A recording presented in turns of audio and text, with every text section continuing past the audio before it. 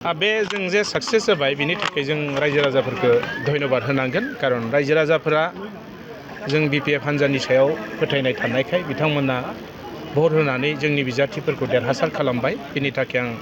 गिबियावनो रायजो राजाफोरखौ साबायखर बावदों आरो बेराफारसेथिं जों बिपिएफ हान्जाया बिटिसिआव सरकार दानायनिफ्रायनो बिटिसिनि जिखिनि समस्यानि बाथ्रा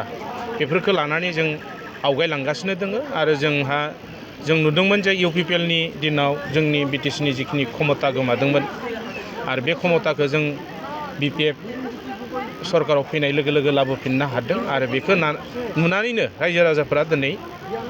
जोंनि सायाव बिसासा बांदों आरो बेनि थाखायनो जों देरहादों। ना इउपिपिएलनि क्षमताया जितिया फैयो होमबानिया बिपिएफआनो देरहाखानाय खिन्थु क्षमतायासो गोमादोंमोन। क्षमताया गोमादोंमोन आरो बेयाव राजनितिक खैसारिनि माबायाव गोलैनानै जों क्षमतानिफ्राय गोजानाव थानो गोनां जादोंमोन नाथाय दिनै आगोबार जों फैफिनबाय आरो जों हानायसिम माबायदिहै जोंनि बिटिसि ओनसोलखौ जौगाहोनो हायो बिनि थाखाय जों खामानि मावलांगोन आरो रायजो राजाफोरखौ जों सहाय खालामनो जों नाजालांगोन। दासिमबो रिजाल्टआ क्लियार जायाखै माखासे दंबायो ना मोनबेसे मोनगोन बिटिसि एनडिएनि बिजाथि हिसाबै? बिटिसिआवथ' एनडिएनि बिजाथि हिसाबै माबाया 14थाया क्लियार जाखाबाय 14थाया क्लियार आरो बे देरहाखाबाय खालि रिजाल्टल'सो डिक्लेयार होनो बाखि परबत जरायावल' जों हारिदों आरो बिपिएफ हिसाबै जोङो 10थाया फाइनाल बियो जास्ट माने रिजाल्टल'सो डिक्लेयार होनो दोङो आरो।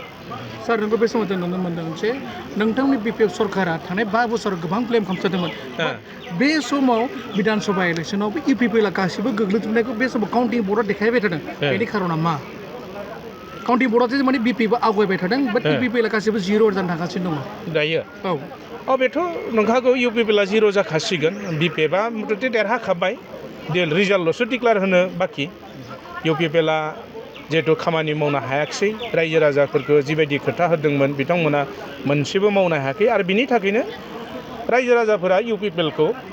नासयदों बा जोगारदों। सासे बुंथिगिरि सार नोंथांनि फंसे माबाफोर दं नामा जे नोंथांमोननि साननाय हनाय गोबां गोजौ थांगासिनो दङ 5 इयार्सआवबो जिबायदि बिथांमोना कन्टेस्ट खालामनानै नोंथांमोनखौ गाग्लोबदोंमोन नोंथांमोना माखासे बांसिन माने कन्टेस्ट लादों जे जों बांसिन मावबावसिगोन होननानै